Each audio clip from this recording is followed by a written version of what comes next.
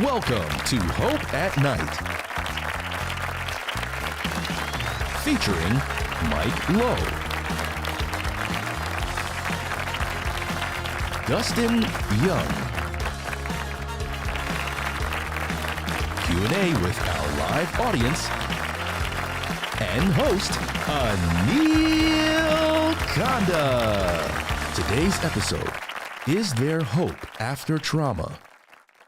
And here's your host, Anil Kanda. Have you ever been lost in the dark? I mean, really lost? No phone, no flashlight?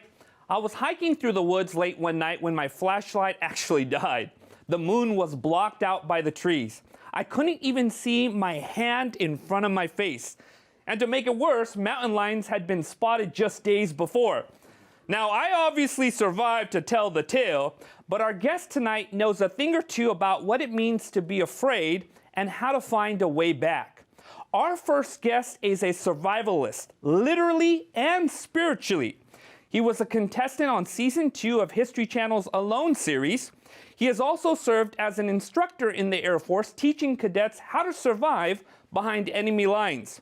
He is also the founder of Wilderness Way Adventures, but before all this, he was a boy learning how to survive an intense childhood. Please welcome to Hope at Night, Mike Lowe.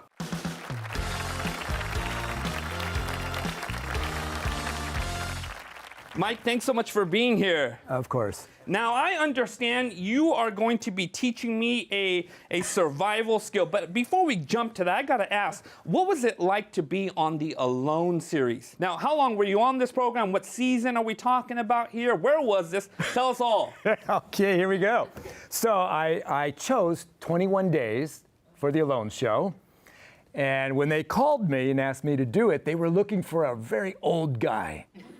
And at the time, I was only 55. So it's like, wait a minute, the word very should be out of that sentence.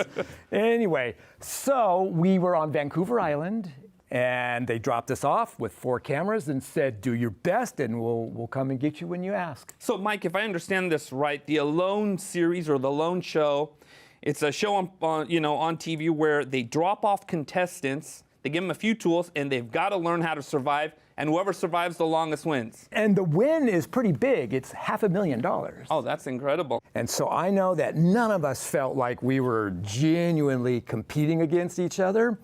And so we feel more like we were participants and not so much contestants. But in reality, it is a contestant thing. But it was hard to think of it that way because I love all these guys. I hope you all do really well, you know. But what the funny thing is when they called and said, hey, would you do this show with us when the History Channel called?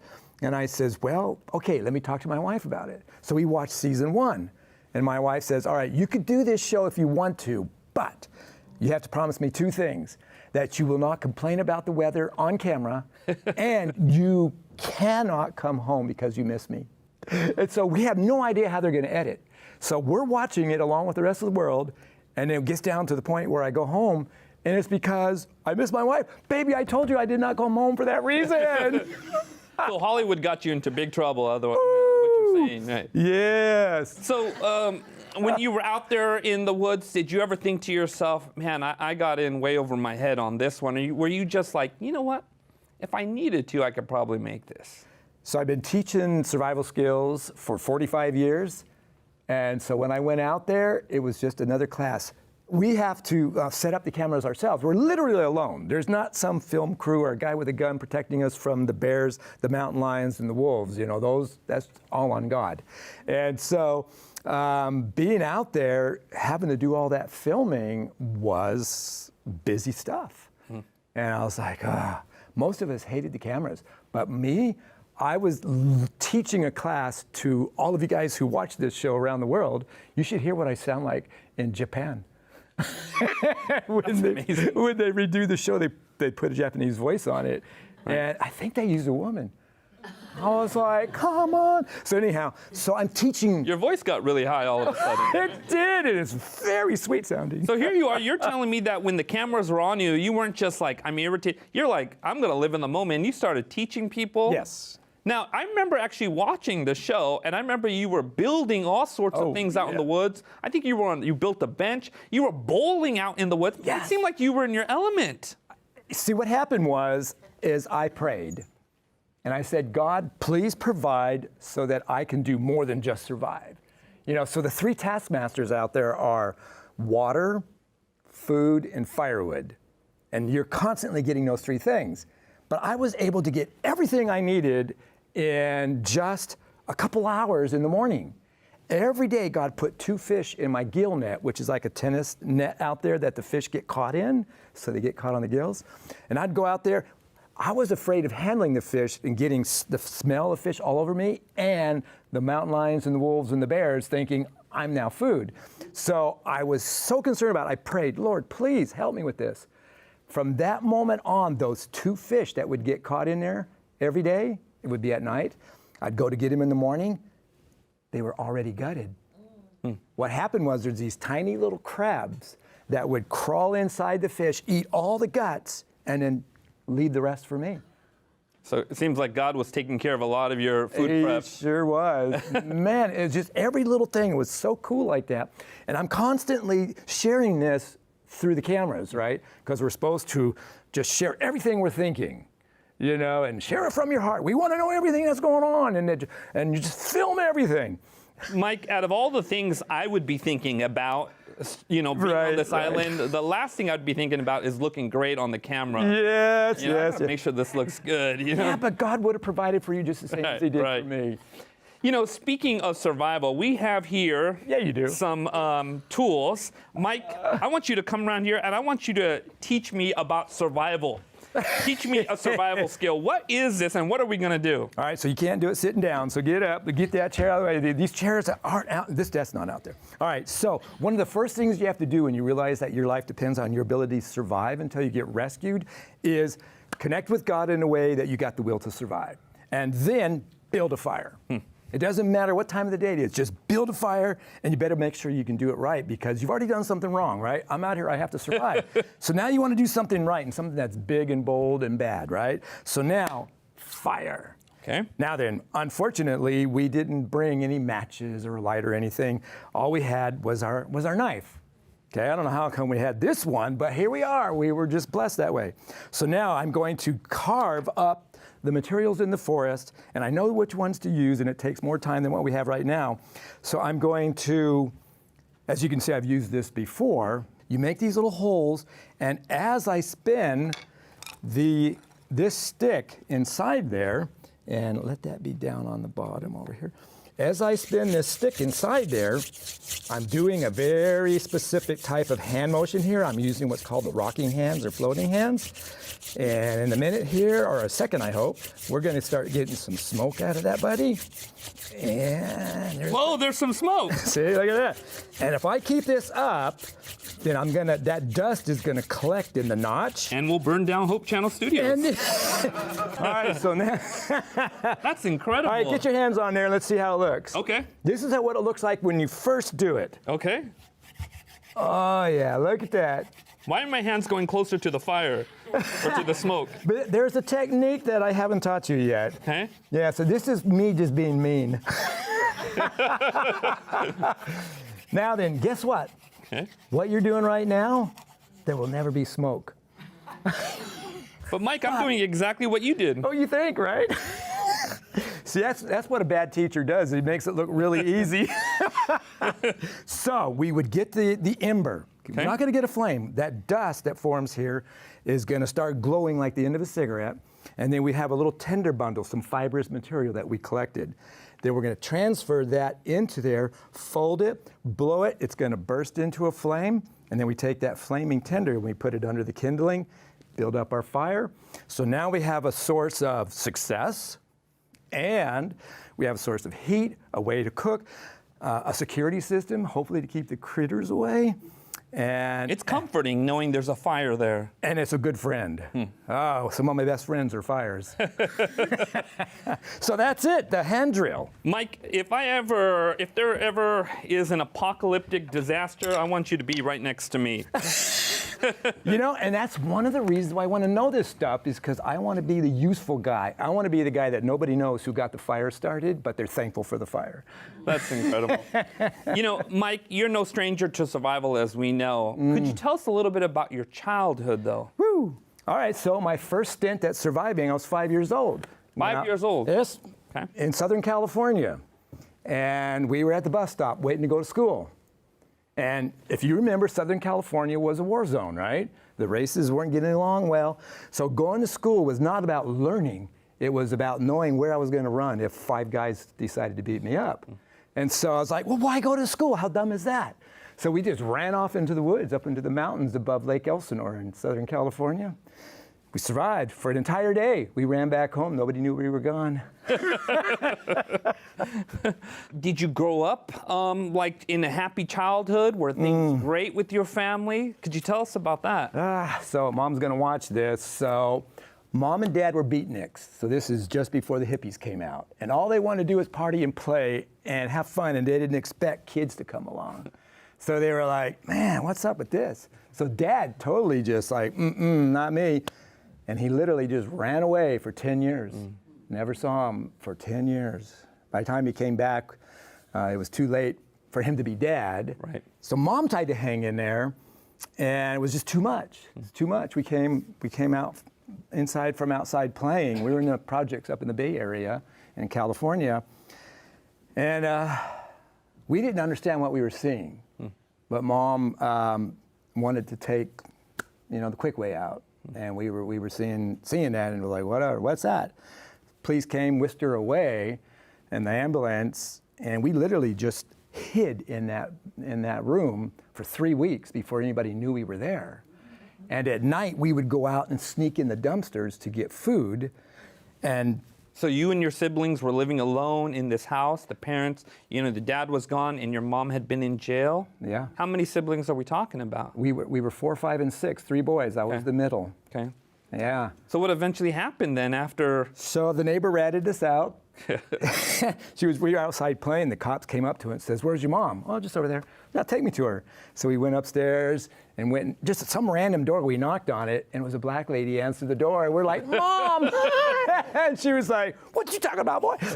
So we just, and we're like, "Okay, there is no mom. We have no idea what happened to her. No dad, but we're doing fine. Go on now."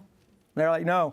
We went through the apartment, found my grandparents' phone number. They were down in Southern California, and said, "You got to take these boys." Like, no, we don't have to. They were just in their 40s. Like, I don't want to do kids again. And the cop, he says, "Listen, if you don't take these kids, we're going to put you in jail." So they just stuck us on a plane and flew us down there. And the grandparents didn't want us. And I can see why. I was an unruly child. I love to experiment with, you might imagine, fire. This definitely is not your first time, right? Yeah, so when the neighbor's house didn't survive that experiment, I was in some huge trouble. And so then another relative or two tried to take care of us, and we were just too much.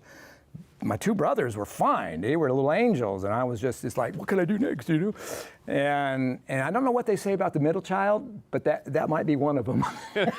So anyhow, we finally were sent to Father Flanagan's Boys Town in Omaha, Nebraska. Okay. I can remember at 10 years old, we were 9, 10, and 11, and I was sitting in the airplane, and I told my brother, I says, "Man, Nebraska's a long ways away." "What do you mean?" "Well, I thought it was a city in California." And it's like, "We've been up here forever. California's huge." She's like, "Dude, we're going to a whole nother state." I was like, "I have no idea what you're talking about." And so Boys Town, there was 999 boys on the sign out on the road. So was this was like a Catholic boys' home? Is Yes. that what this says? Yes. Okay. Yes, it was Father Flanagan's. He was a really cool guy. When I was there, they didn't like the savages, and I was one of the savages. Yes.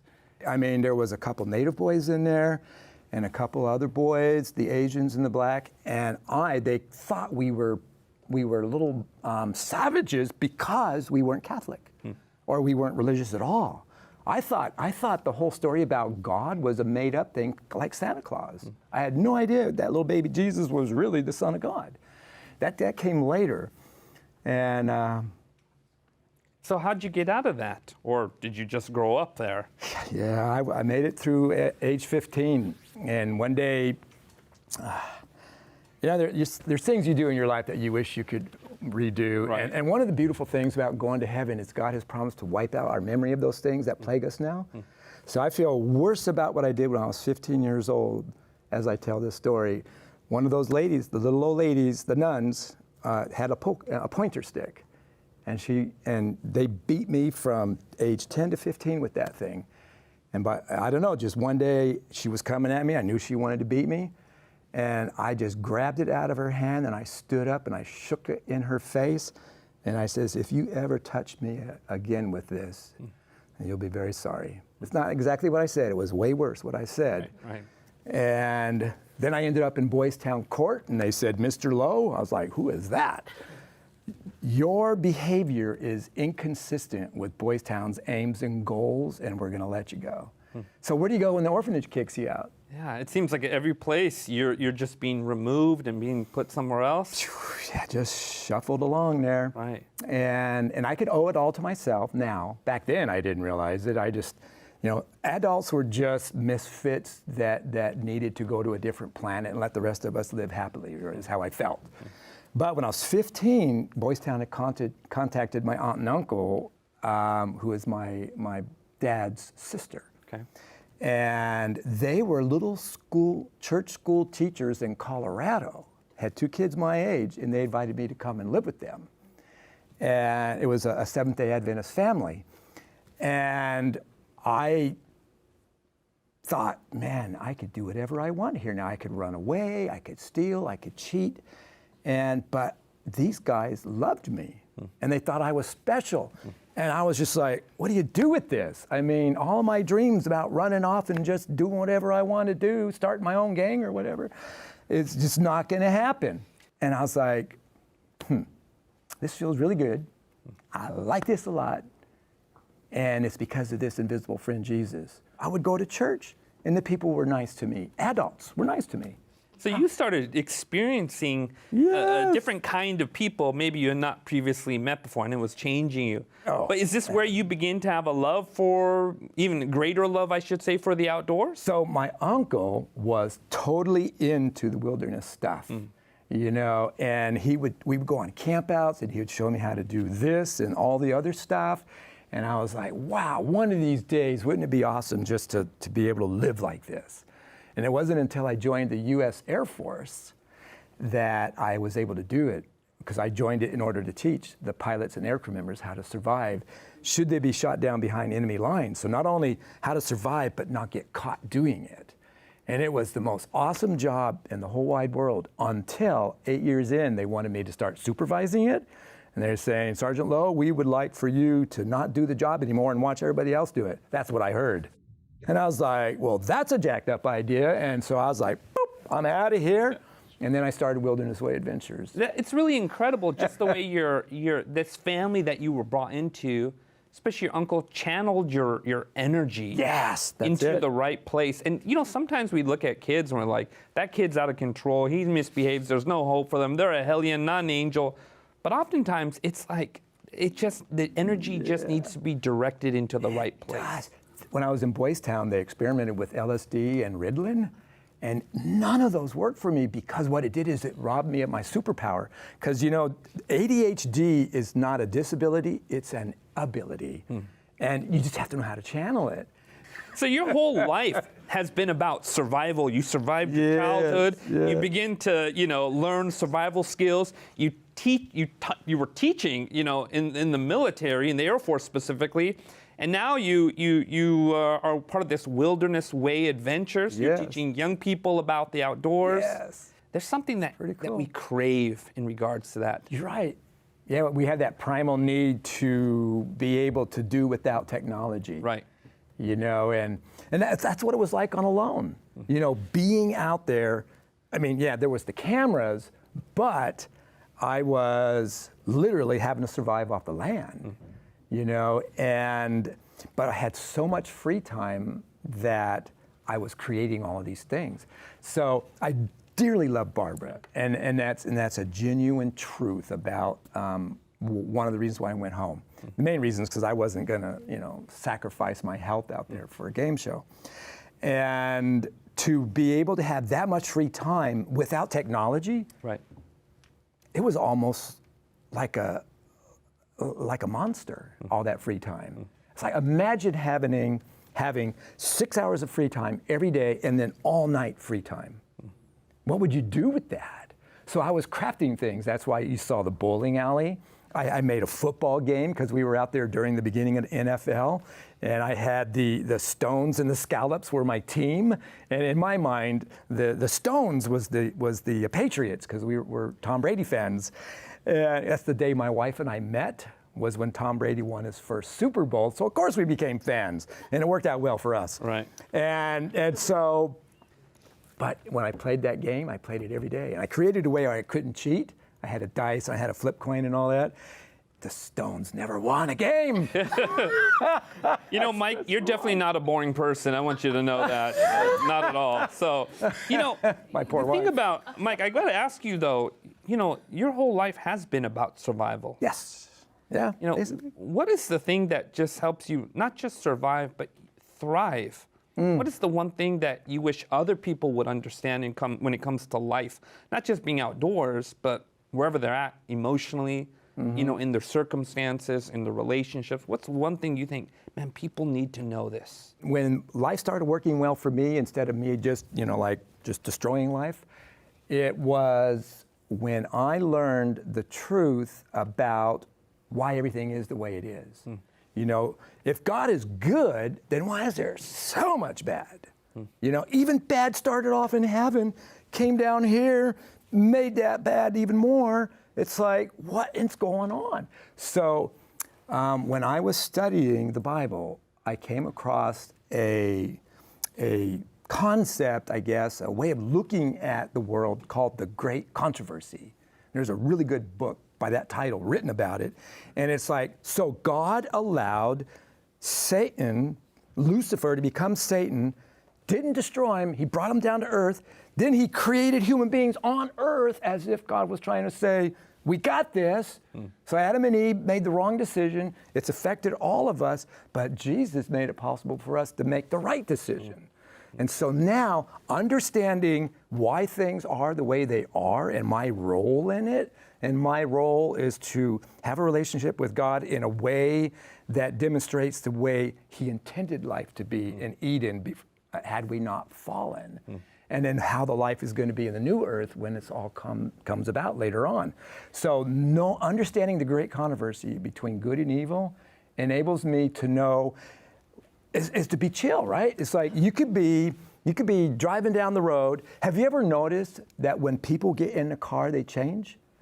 As soon as they put their hands on that wheel, there's some kind of a poison in the wheel. And they change, and they become, they want to kill everybody in their way, right? And so you're driving along, and some guy whips out in front of you because, well, God forbid, you were doing the speed limit, right? And so, whoop, out in front of you, nearly causes a wreck. And so this thought comes to mind, right? You stupid idiot. Now then, that's a temptation, right? All temptations begin as an unholy thought and feeling. So boom, all of a sudden, here it is, you stupid idiot. I was like, no, that's not how I feel. I feel sorry for the guy, but I hope he makes it out of here okay. I hope he can find Jesus so he doesn't have to be like that. And so instead of me wanting to speed up and knock him off the road, I have love for him. And that's one of the main reasons why I love Jesus, is because he took all that hate and put love right there. Everything I'm hearing from you is about, it just seems that you have this very hopeful outlook on life. How important is hope to survival? Without hope, it would be rough, right? Yeah, the hope is that all this is going to come to an end, all the evil and the unhappiness, and that all the people who want to just live forever in a happy place are going to be collected together one day, and then it's going to be on this earth made new. There won't be any evidence of the death and decay and all that terrible stuff, and that all of us are going to have all this energy, that's an ability, and we're going to be able to go on all these amazing adventures with Jesus. And I got this idea that there's other planets out there that didn't fall, and they're all rooting for us, and we're going to go out there and visit them, and they're going to want to sit down and do an interview like this, and then it's going to be wonderful to tell this story over and over and over again for a eternity, which I can't even fathom how long that is. But I mean, and so I've told these stories a lot, you know, as a public speaker and as a teacher and stuff. And the cool thing about it is I know it's from God is because of this. I never, ever get tired of bragging up God and my family and loved ones and stuff, because it feels like the first time every single time. That's a gift. Right. Mike, I know we have much more to talk about, and I'm really excited to hear more. From the outdoors to inward battles, we can all face moments where we feel lost and desperate to be found. Mike has taught us that survival isn't just about making fire, it's about finding hope when life goes dark. Our next guest is a social work professor and has a survival story of her own. We'll find out more after the break. Don't go away.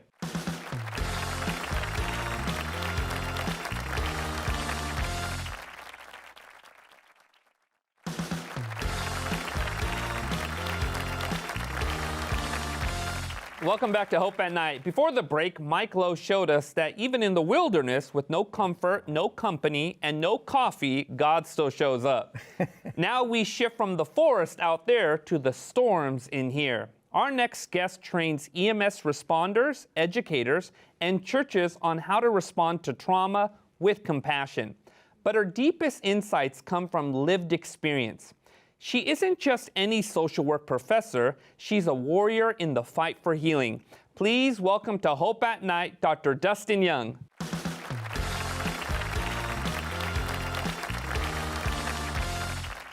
Dr. Young, can you tell us a little bit about what life was like for you growing up? Life for me was an interesting arrival, actually. I was the surprise. My parents had met in a tiny Appalachian town in Tennessee and decided they were going to adopt a family of 4 kids. This is early 80s. Okay. And so that process was an adventure alone. And then they found out about two months or so into the finalized adoption, they were pregnant with me. So I was the gift on top, and they went from a family of 2 to a family of 7 in that span of time. And through that process, my siblings had varied exposure to trauma. Mm-hmm. And they ranged from 13 to 4 throughout that. And so they had witnessed, experienced, and navigated many things before they met my folks. And then growing up, we had many struggles. So my dad, lots of medical struggles. And my siblings also struggled with their mental health, with traumatic responses, and being in that array created an interesting childhood. Dr. Young, I've got to ask you though, did your parents recognize some of these issues initially with your adopted brothers and sisters, or was it something that this happened over, a period of time that they started realizing there's some struggles here, there's some issues here? It didn't take quick to notice or intuitive. My brothers were exposed for fetal alcohol, okay. Which meant that oftentimes their brains were hijacked in many ways, and they became very, very violent. And so immediately recognizing this, in the early 80s, mental health often was love them into healing. We know it's a little more complex than that. Love has to be there, and mental health is a real concern. What were some of you shared a little bit, you were hinting at it. Are you able to share some of the challenges your family had? My brothers would become very violent, destructive. They would hurt themselves. And how old were they at that time? They were 8 and 9 within this. Okay. There were also good times. One of the things that when we talk about tragedy and struggle and mental health, we tend to think only about that. Right. But it may be things of struggles with attaching. Who are these adults? What are they gonna do? Don't tell me what to do. Do you really have my best intent? But that process too of how do we build trust in those foster families, one especially, provided stability for 2 of my siblings that my other siblings didn't experience. And there's a different trajectory that they went. Dr. Young, was there this kind of climax or rock bottom moment, put it this way, that when just things came to a head? I wouldn't call it a rock bottom. I would call it more like, have you ever been in the surf and you get just tumbled by a wave and it just kind of keeps going? Because for our family, it seemed like it was one thing after the next, after the next, after the next. And it didn't seem to stop. There were different crises, different ways. How did this impact you as a young person?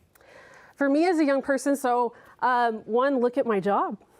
I hang out with crisis responders, and one of the biggest draws and biggest areas of training has been suicide awareness, response, and postvention. Why were you interested in suicide awareness? So suicide became a real part of my life when I was about 9. My cousin died by suicide on Mother's Day. And then it really came in my life shortly after my brother took me from school without permission. That's called kidnapping. And he was using that as an approach to scare my mother. And we came home a few days later. He brought me back a few hours later, but shortly after that event of taking me from school, my mother and I were driving up to the house, and we heard a gunshot. And so as a young child, I heard the shot. And then I found my brother, who had broken into our house and had waited for us to arrive. For me, though, I bolted out of that house because initially, a young kid, I was going to protect my mother. That's the mindset of a kid. Right. And ran out of the house. My poor mother had to catch me. And then she got me positioned where I would not see what was happening in the house. She is a nurse. My father is a paramedic and EMS professor now, hence the responder. Right. I was raised by him. Yeah. And she went and worked on him, and he survived that first attempt. That's incredible. Exactly. And he really can credit more to, I would dare say his guardian angel had probably very little hair left by the end of my brother's life because of the amount of times he was not fatally injured even. So you said first attempt, so it sounds like there was a number of attempts for him to take his life. Yes. He would go on to have many attempts and struggle quite a bit with being in and out of jail, struggling with who he was, what he was in this world, by this world's standards. Now, you're just a kid growing up witnessing all of this. How did this impact and change you? For a long time, it was the normal things you would say, oh yes, I'm having nightmares, I'm having the impacts of trauma, I'm exposed to it. But I thought, it didn't happen directly to me, I'm fine. I'm fine. Beware of that statement. Early 20s, I started training as a therapist, a clinical social worker, and learning what happens to being exposed to traumatic events, not even it directly being you acting on those. It impacts so very much. And so for me, I began to heal, and my favorite term is not post-traumatic stress, it's post-traumatic growth. I think it's really important to just point out what you just said there, by the way, which is that even though that you were not the one experiencing, the obviously the suicide attempts, you were still experiencing the suicide attempts it was impacting you, and because you were surrounded by it, you were witnessing it, you were involved in it, and that deeply impacted you.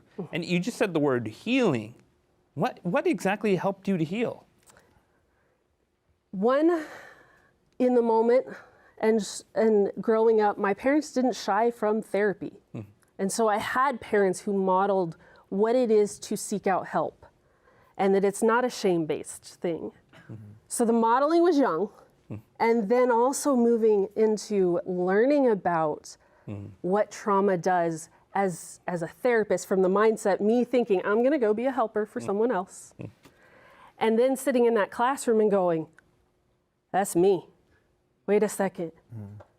And I believe that is where my growth really took off. So as you're learning and you're being educated, you're able to identify some of these things. You're able to categorize it, and it was giving you a better sense of who you were and a better sense of the situation and of the family. You mentioned the term post-traumatic growth. What does that mean? It means that all hope is not lost if we have been in a situation we've made poor decisions, risky decisions, we've been exposed to scary things, if we've been violated and we have experienced loss, grief.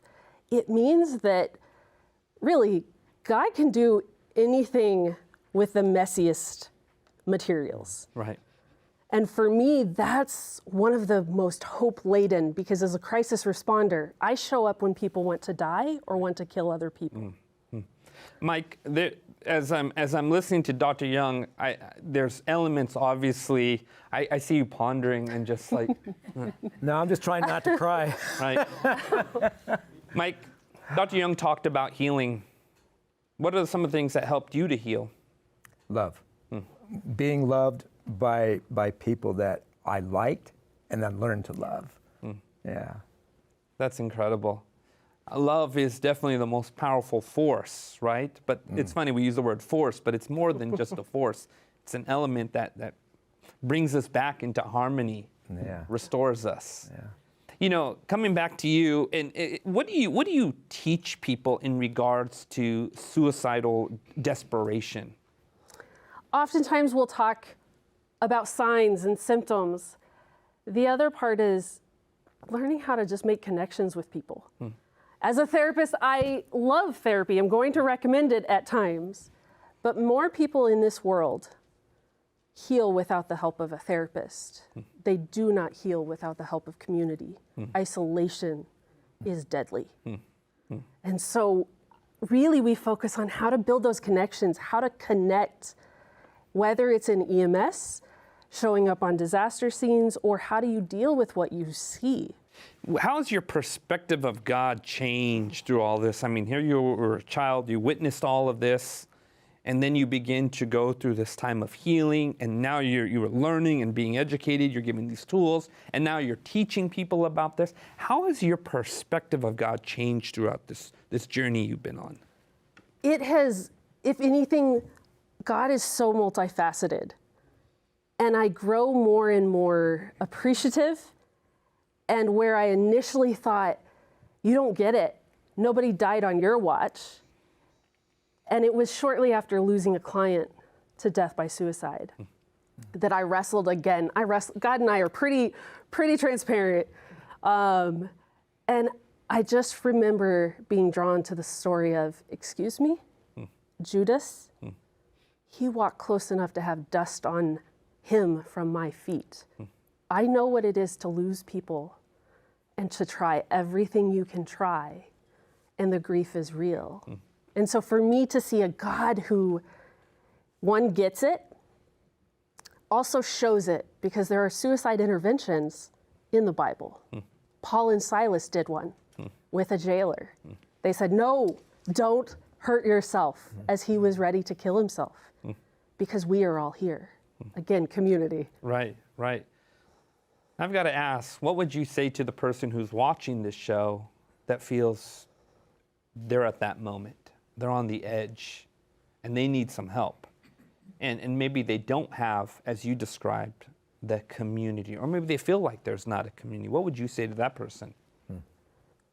I would say, one, don't act on feeling, because the world needs you. They need your story, they need your heart. In the moment, it also is just wait the next second, just wait the next 2 seconds, wait the next 5, wait the next hour, and when possible, reach out. It could be simply walking out your front door to get away from whatever method or whatever thing you are thinking of utilizing. And then when you're able to disclose. But feelings are really, really sketchy sometimes. They are not fact. Right. And when we're in a desperate state, our thinking gets really narrow. And we don't see that someone's asking us out to coffee, or somebody's asking us to go for a walk, or simply trying to check on us because we've silenced our phones. Just wait. That's excellent. Now, I've got to ask from a different angle here, which is this. What would you say to the family and friends, the community that is watching someone go through this? Maybe they're suicidal. They're wrestling with the trauma in their life. What would you say to them to help that person out? What should they do? Try desperately. We like to judge as humans. We like to say, don't do this, bad, good, all these things. Find out how this became the solution to their story. And get help yourself. This is the part of caring for those who are hurting is a heavy load too.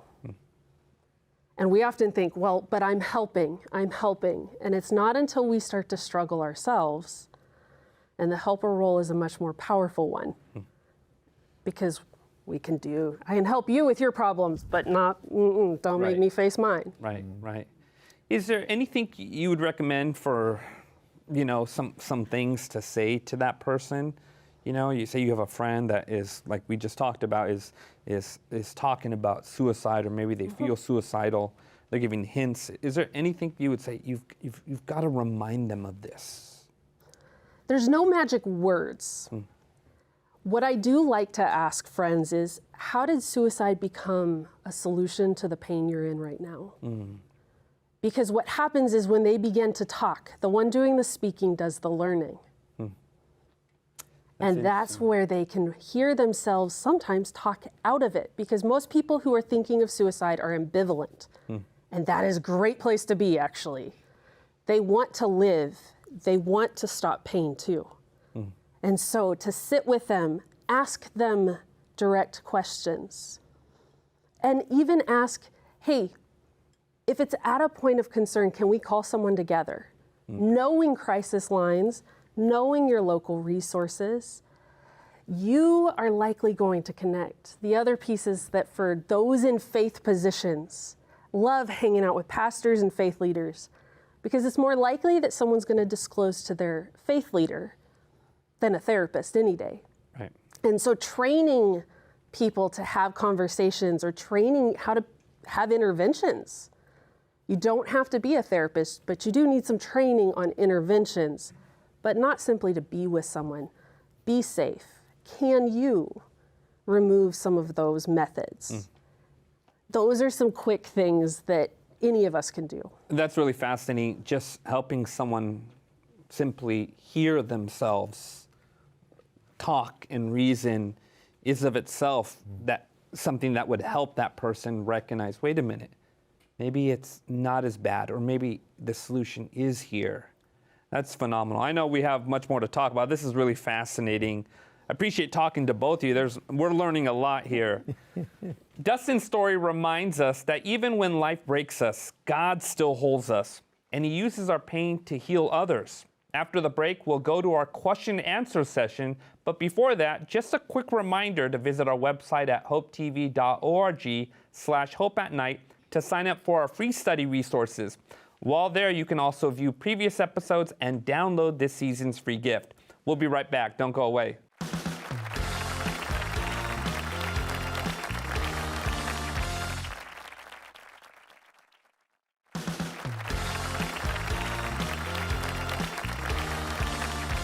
Welcome back to Hope at Night. We've heard stories of survival, and now we want to widen that conversation. Who has the first question for us? Right over there. Mike, I was wondering if when you are taking your students out to teach them wilderness survival skills, if you teach them spiritual survivor skills as well.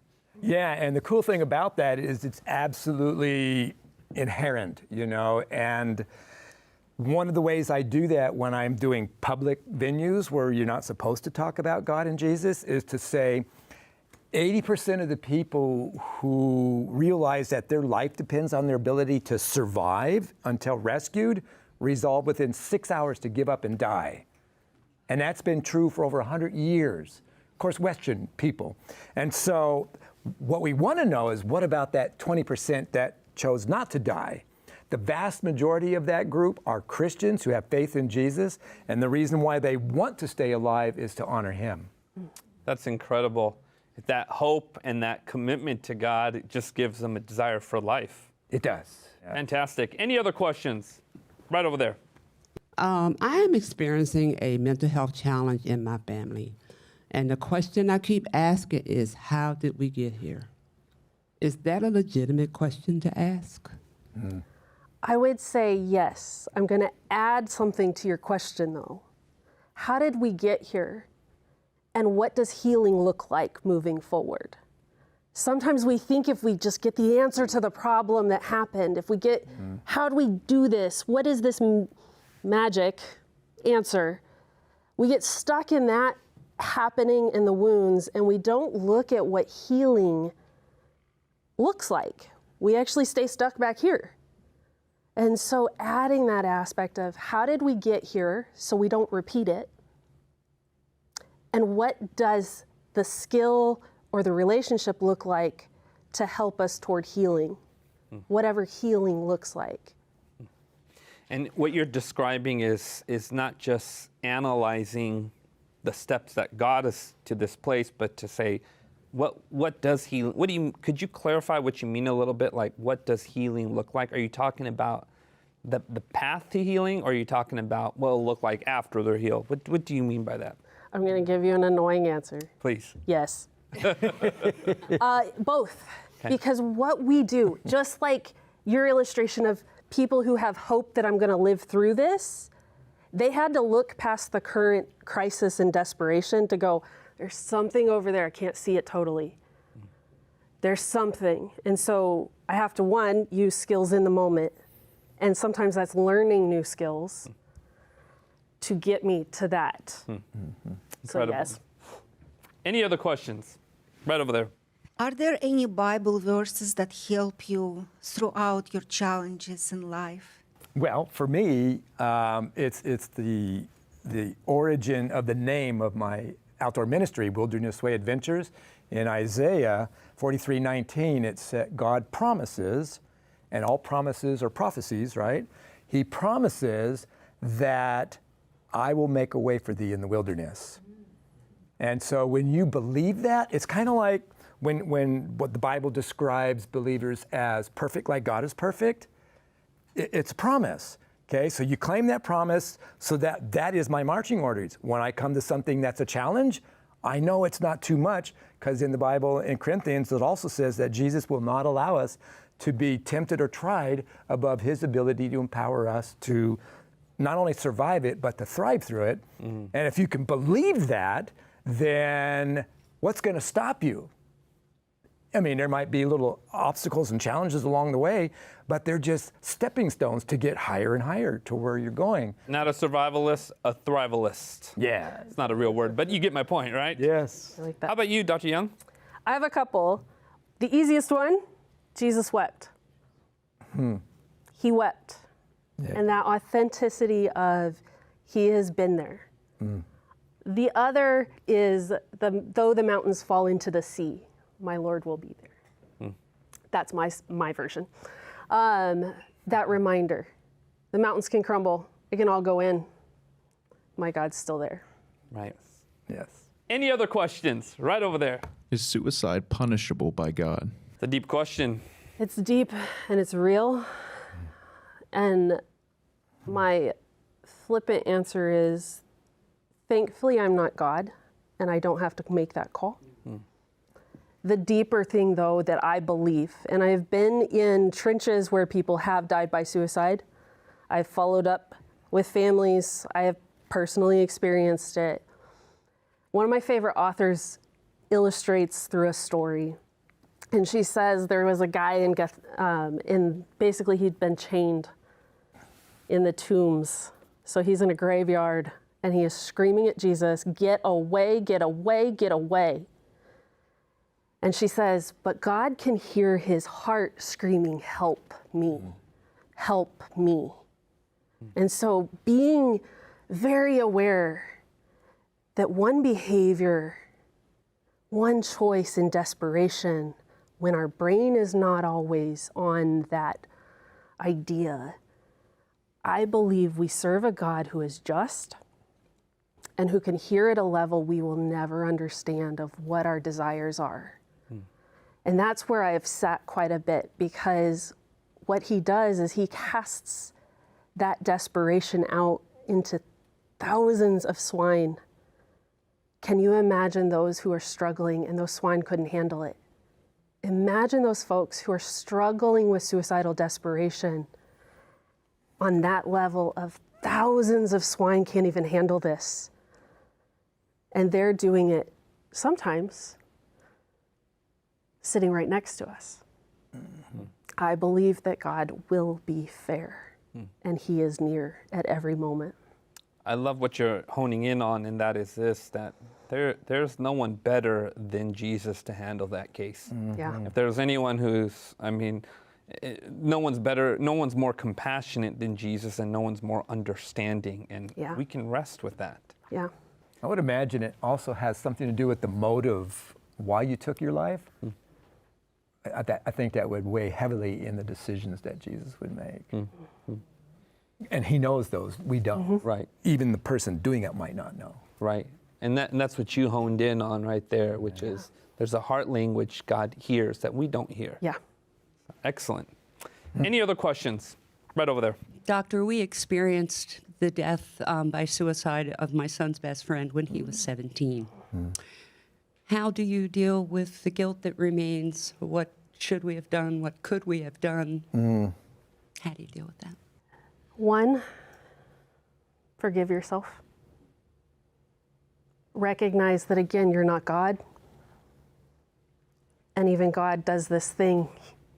He fights for free choice and still can recoup it. The other is get connected. There is a group in Michigan, absolutely love them. Every year there is a conference. And folks with lived experience, these are folks who have attempted suicide, there is a track for them. And they have groups for folks who have lost. They have groups.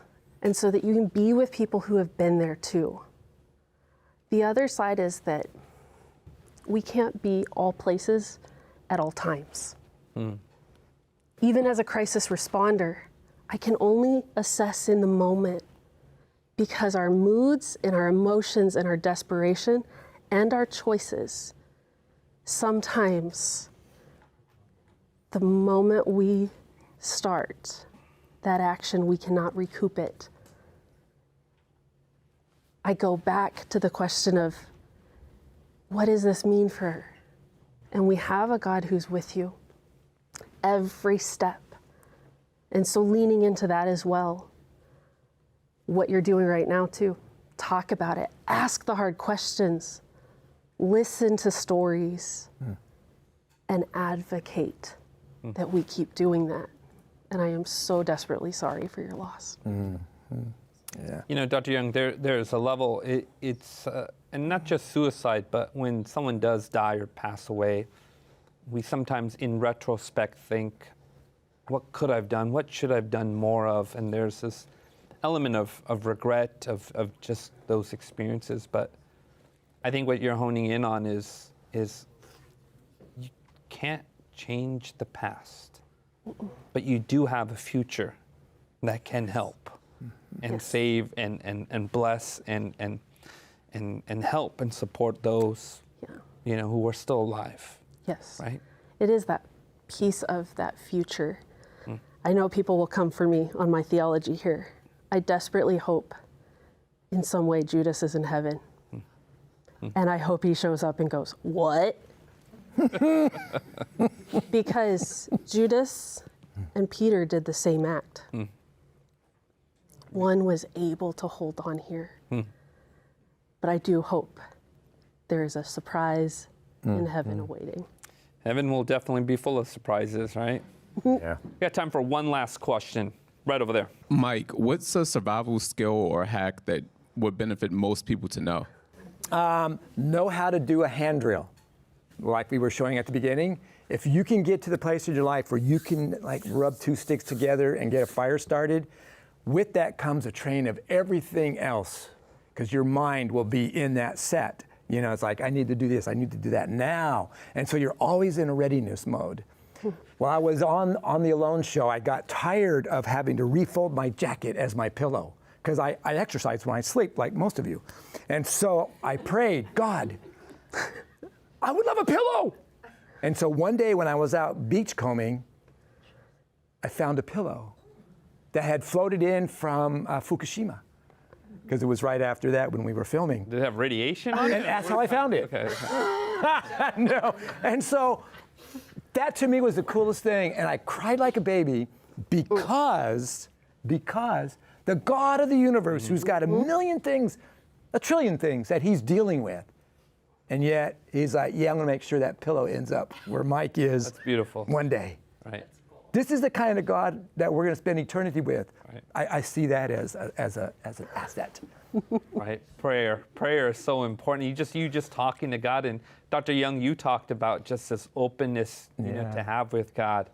This has been an exciting discussion. Thank you. Trauma tries to steal our story, but God writes a better ending. Survival isn't just about staying alive. It's about learning to live again. And that kind of healing happens best in community and through Christ. In Psalm 34, verse 18, it says, "The Lord is close to the brokenhearted and saves those who are crushed in spirit." If that's you tonight, you're not alone. God sees you, God holds you, and God can bring beauty from what's broken. With Him, there is always hope at night.